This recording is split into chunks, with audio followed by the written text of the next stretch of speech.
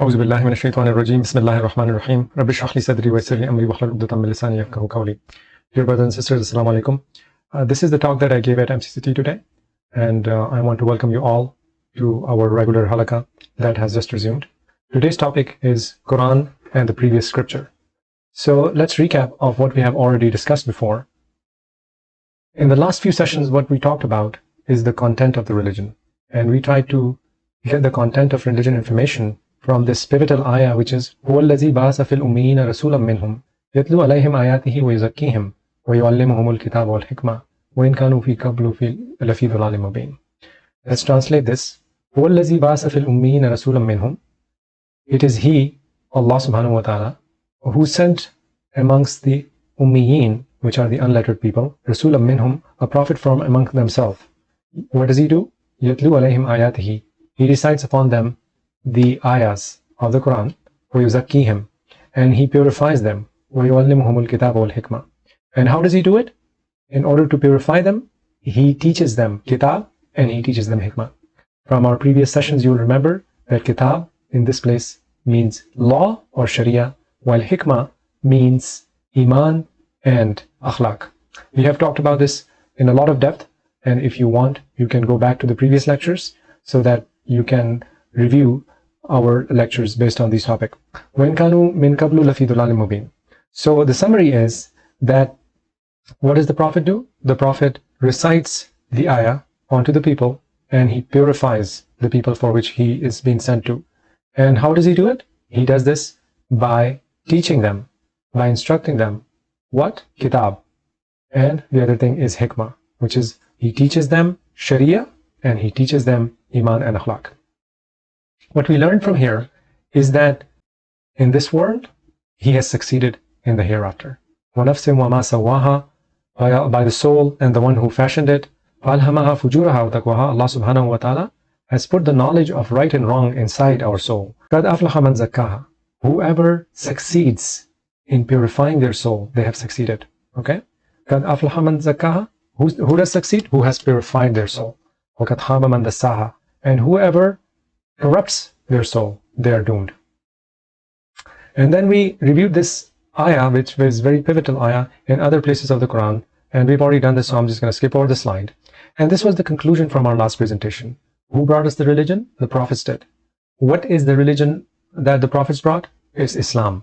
And what is the content of Islam? The content of Islam is kitab and hikmah. In other words, the content of the kitab is law, sharia, and iman and akhlaq.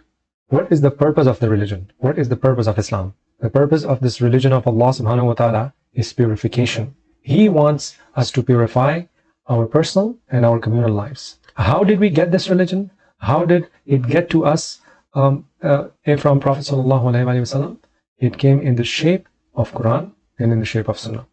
So today, what I want to do, because it came up in our discussion about the previous scripture, that Injil is hikmah and Torah is law. So I want to elaborate a little bit about that. So let's spend a few minutes on this topic today, inshallah. Allah subhanahu wa ta'ala says, وَلَمَّا جَاءَ عِيسَى بِالْبَيِّنَاتِ قَالَ قَدْ جِئْتُكُمْ بِالْحِكْمَةِ. When Jesus came with clear proofs, he declared, I have come to you with wisdom, with hikmah. وَإِذْ أَخَذَ اللَّهُ مِيثَاقَ النَّبِيِّينَ لَمَا آتَيْتُكُمْ مِنَ الْكِتَابِ. When Allah subhanahu wa ta'ala took the covenant from the prophets, what did he say? لَمَا آتَيْتُكُمْ مِنَ الْكِتَابِ وَالْحِكْمَةِ. Now that I have given to you the law and the hikmah.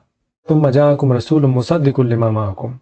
So when a prophet comes to you who testifies these things, لَتُؤْمِنُنَّ بِهِ وَلَا تَنْصُرُنَّ. You must believe in him and you must support him. We also discussed this. إِذْ قَالَ اللَّهُ يَا عِيسَى ابْنُ مَرْيَمَ اذْكُرْ نِعْمَتِي عَلَيْكَ وَعَلَى وَالِدَتِكَ إِذْ أَيَّدْتُكَ بِرُوحِ الْقُدُسِ تُكَلِّمُ النَّاسَ فِي الْمَهْدِ وَكَهْلًا وَإِذْ عَلَّمْتُكَ الْكِتَابَ وَالْحِكْمَةَ وَالتَّوْرَاةَ وَالْإِنْجِيلَ. Allah subhanahu wa ta'ala tells Prophet Isa alayhi salam, O Jesus, son of Mary, remember my favors upon you and your mother when I helped you. I helped you with who? Biruh al-Qudus, with Archangel Gabriel alayhi salam. تُكَلِّمَ النَّاسَ فِي الْمَهْدِ. And that you spoke to people in the cradle. And وَكَهْلًا. And when you were mature. وَإِذْ عَلَّمْتُكَ الْكِتَابَ. And when I taught you What did I teach you? Kitab.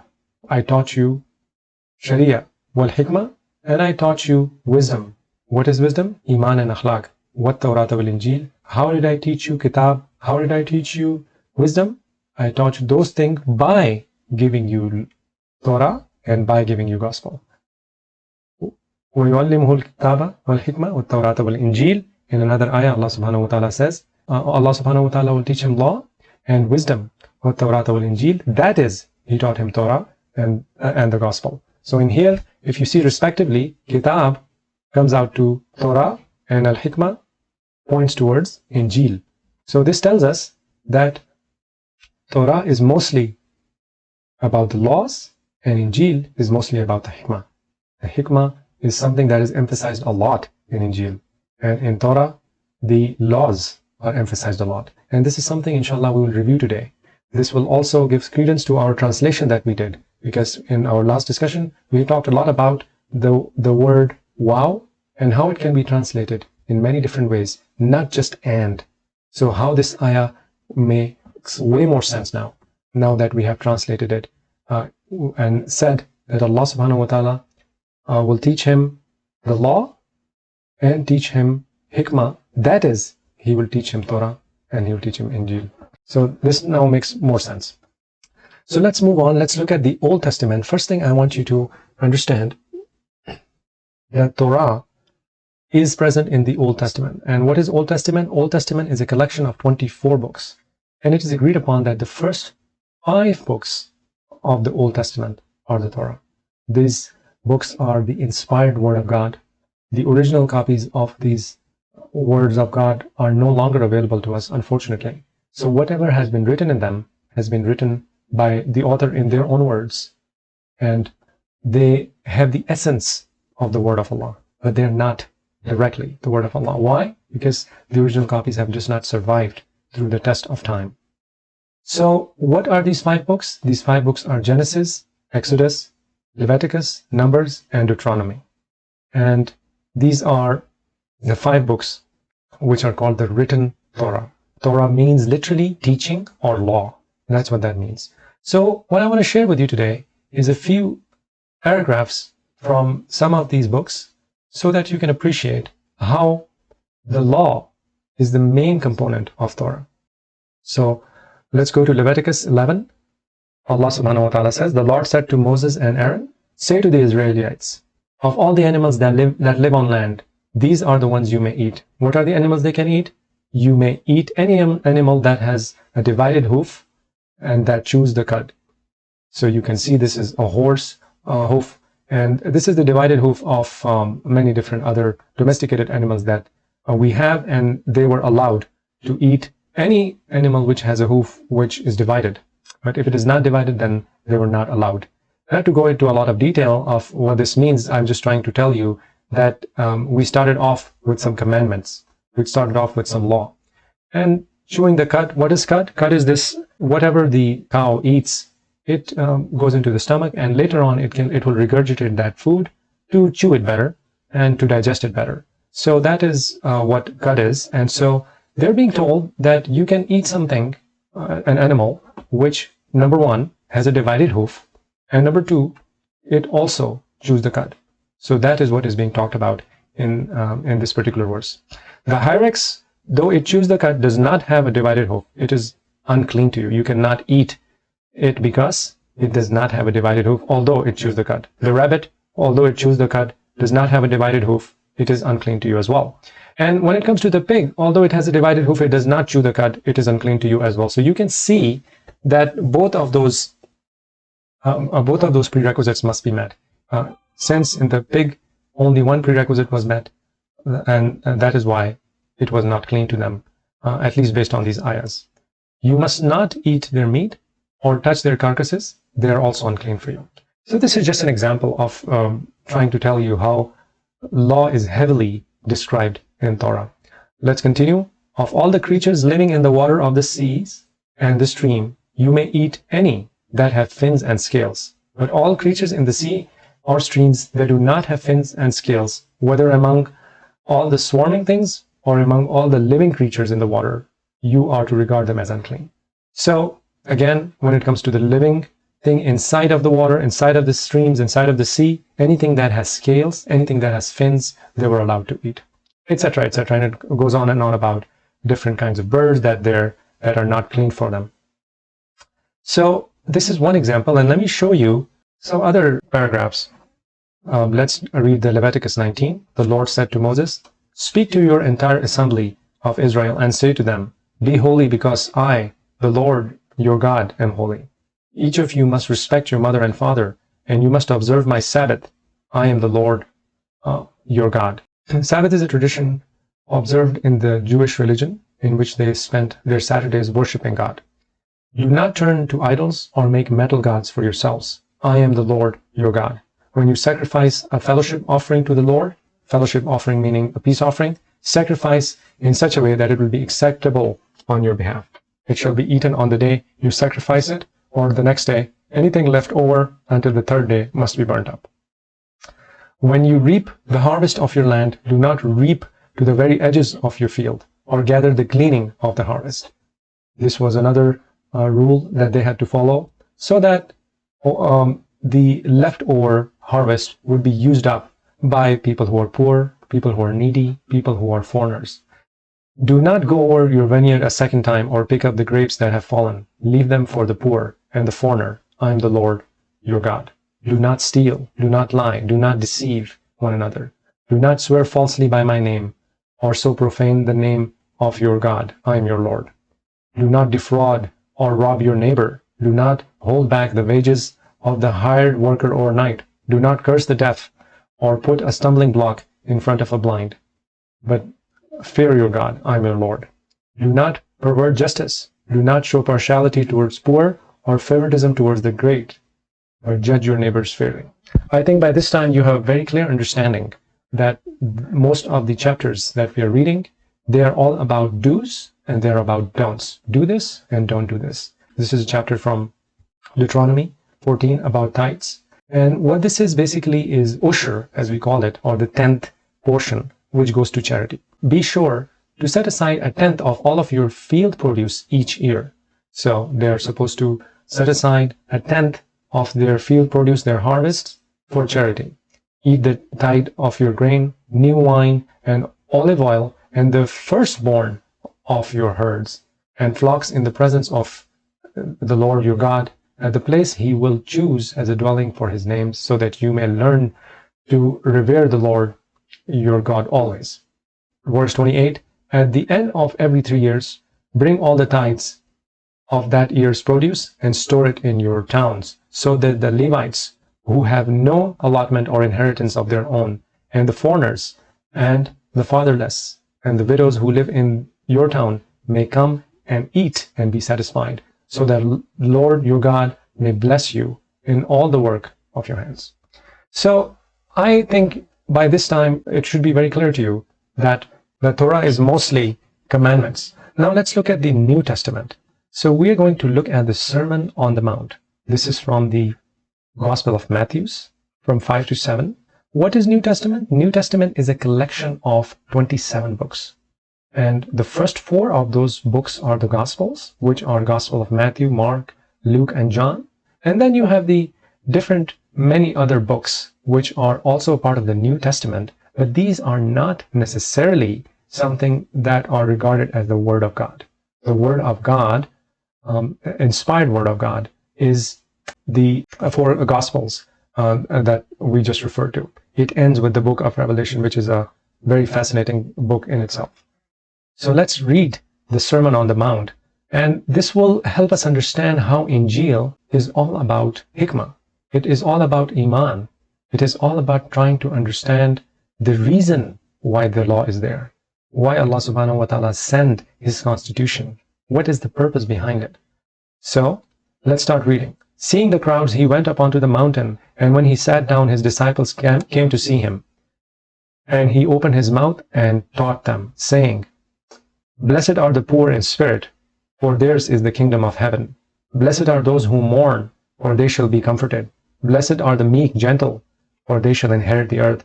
Blessed are those whose hunger and thirst for righteousness, for they shall be satisfied. Blessed are the merciful, for they shall receive mercy. Blessed are the pure in heart, for they shall see God. Blessed are the peacemaker, for they shall be called the sons of God. The sons of God here is an endearment term of to be close to Allah. It is not meant to be a literal son of God. So just to clarify for the viewers what that means. Blessed are those who are persecuted for righteousness' sake, for there is the kingdom of heaven. Blessed are you when others revile you and prosecute you and utter all kinds of evil things against you falsely on my account. Rejoice and be glad, for your reward is great in heaven. For so they prosecuted the prophets that were before you. It was not the only time that Jesus and his followers were prosecuted. They have done the same to all the prophets before them, or many of them. He continues, you are the salt of this earth, but if the salt has lost its taste, how shall its saltiness be restored? It is no longer good for anything except to be thrown out and trampled under people's feet. He is comparing the nation he sent to Bani Israel, and he's telling them, you are the chosen people of God. You have a covenant with Allah, and you're supposed to fulfill it. This is what he means when he says you're the salt of the earth. And if you are not going to fulfill your covenant, then what good are you? You are the light of the world. A city set on the hill cannot be hidden, nor do people light a lamp or put it under a basket, but on a stand, and it gives light to all the house. In the same way, let your light shine before others, so that they may see your good work and give glory to your Father who is in the heaven. Again, this term Father is an old expression, and this expression is an endearment word for Allah, the one God, the one who made the universe. It is not meant to be taken in the sense of literally your Father. So Jesus continues on counseling his disciples, and this one is particularly very enlightening because he tells us, do not think that I have come to abolish the law or the prophets. I have not come to abolish them, but to fulfill them. Jesus did not bring a new constitution. He did not come to abolish the law of the Torah. The law of the Torah was continuing to be something that he was preaching, and he was telling them. However, since people had forgotten the real meaning, the real reason why the laws are important, he took that opportunity to educate people about the hikmah. Remember, Injil is all about hikmah. It is all about iman. It is all about akhlaq. And this is so clear in these verses that we are reciting today. For truly I say to you, until heaven and earth passes away, nor an iota nor a dot will pass from the law until all is accomplished. Therefore, whoever relaxes one of the least of these commandments and teaches others to do the same will be called least in the kingdom of heaven. But whoever does them and teaches them will be called great in the kingdom of heaven. For I tell you, unless your righteousness exceeds that of the scribes and the Pharisees, you will never enter the kingdom of heaven. So he's educating the people why the law is important and how they must uphold it. You have heard that it was said of those to you, you shall not murder, and whoever murdered will be liable to the judgment. But I say to you that anyone who is angry with his brother will be liable to judgment. Whoever insults his brother will be liable to counsel, and whoever says you fool, will be liable to the hell of fire. He is talking about the hereafter. When he talks about judgment, he is telling people that murder is a very big crime. Let me tell you, when it comes to decency, morality, good ethics, you should make sure that you don't anger your brother. You should make sure that you don't insult your brother. You should make sure that you don't abuse them. You don't call them names, and you be respectful. And then he continues. So if you're offering your gift at the altar and there remember that your brother has something against you, leave your gift there before the altar and go. First be reconciled to your brother and then come and offer your gift. First make up your relationship. We are supposed to do the same when we go to Hajj. We are supposed to ask for forgiveness from our relatives, our friends, our co-workers, people we know, people we may have hurt. We're supposed to ask for apology and we're supposed to ask for forgiveness. This is the same concept. He is trying to tell us how important morality is, how important ethic is. Come to terms quickly with your accuser while you are going with him to court, lest your accuser hands you over to the judge, and the judge to the guard, and you be put in prison. Truly I say to you, you will never get out until you have paid the last penny. And again, this is talking about the hereafter.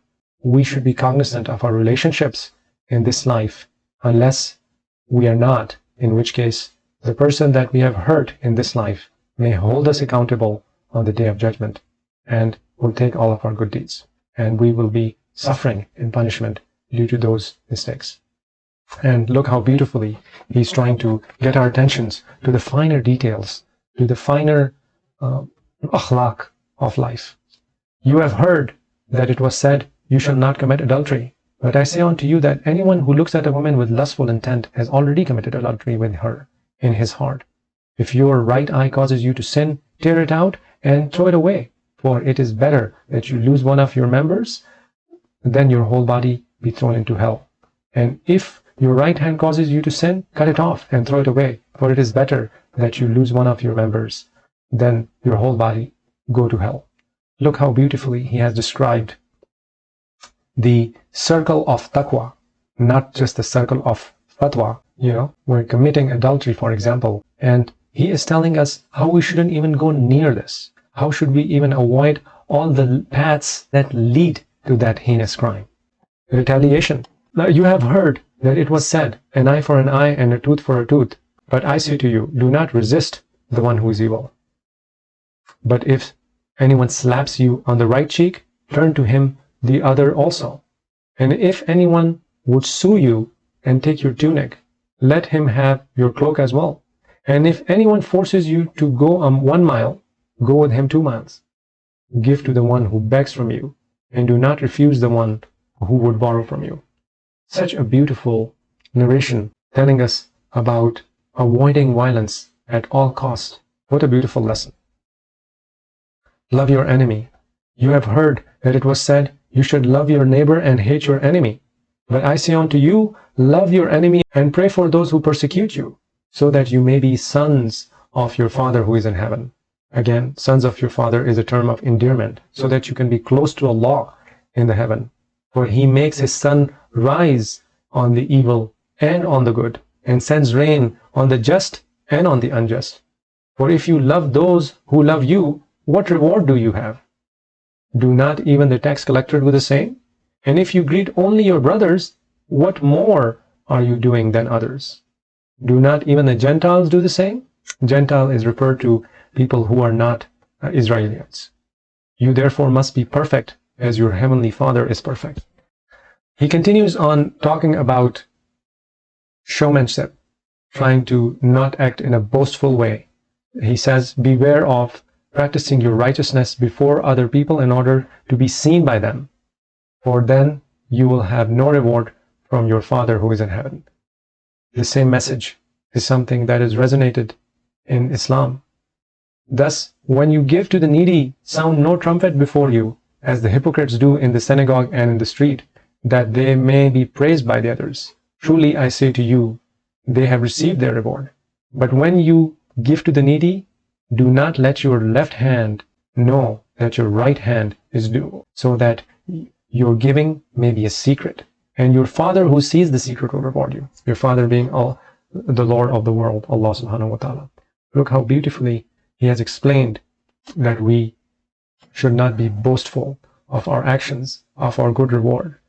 And we should have a balanced attitude. And whatever we do, we should do it for our Lord. And he is the one who will give us a reward. And we should expect a reward only from him. And when you pray, you must not be like the hypocrites, for they love to stand and pray in the synagogue and at the street corners, that they may be seen by others. Truly I say to you, they have received their reward. But when you pray, go into your room and shut the door and pray to your Father who is in secret. And your Father who sees in secret will reward you. Obviously, in Islam, we are supposed to pray in the masajid. But when you pray in secrecy, when you pray by yourself, at that point in time, you are most sincere.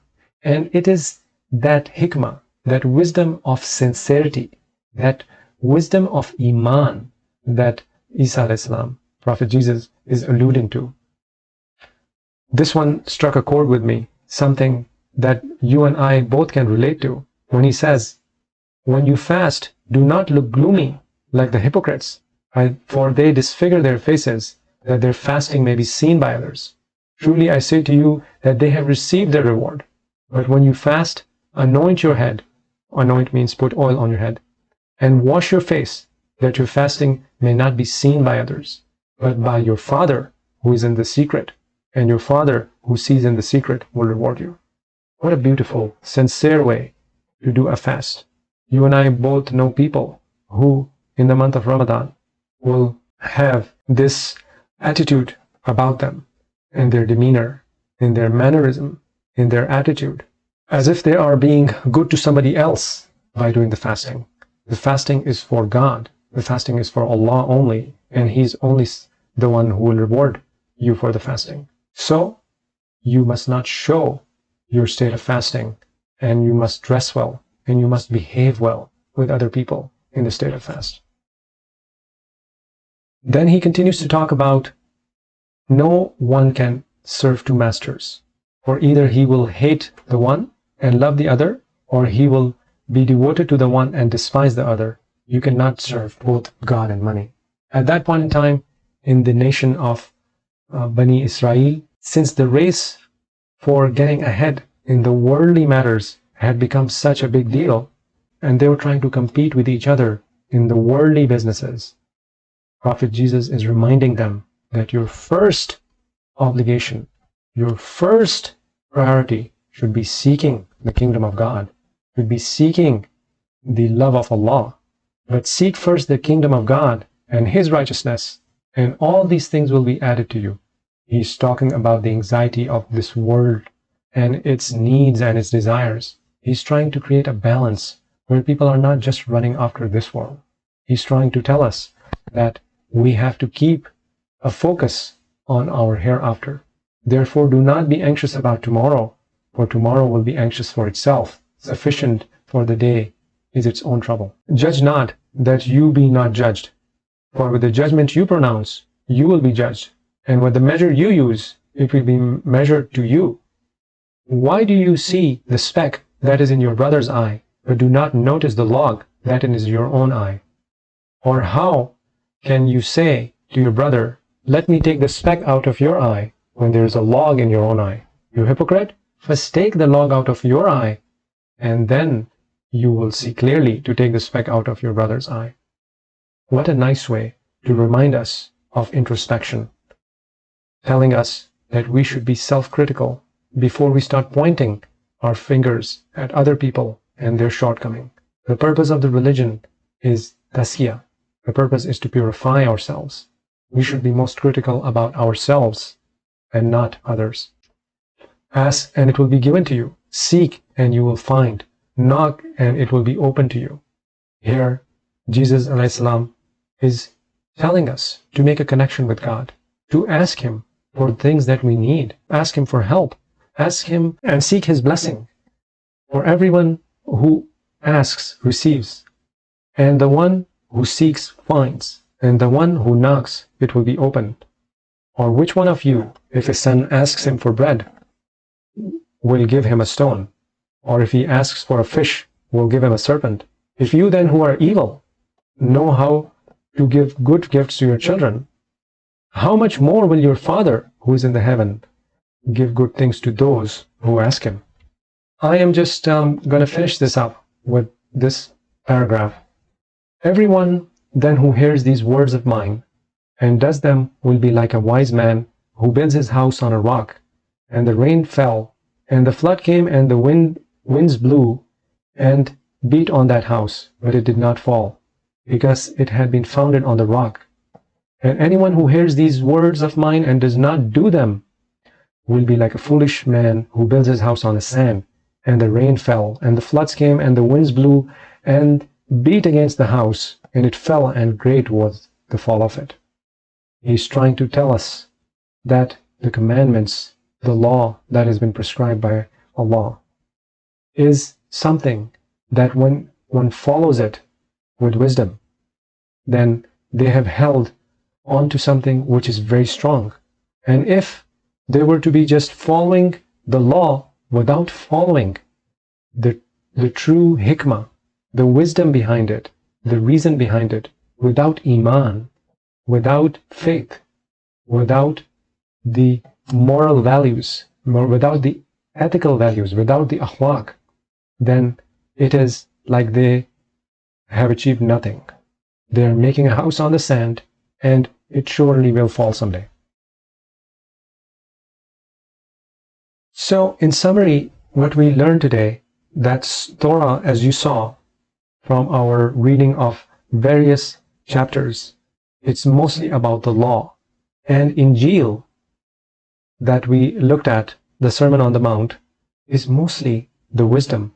And it is very nice to see how they both complement each other, how the Torah and Injil complement each other.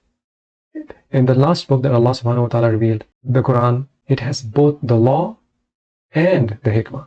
It has kitab and hikmah inside of it. As in this course, we will be reviewing many passages of the Quran. We'll be discussing them in depth. You will see how beautifully this direct word of God, direct word of Allah subhanahu wa ta'ala in the shape of Quran, is filled with examples of both law and wisdom. I hope you enjoyed the presentation. And if you have any questions, I'm happy to answer them in our next session.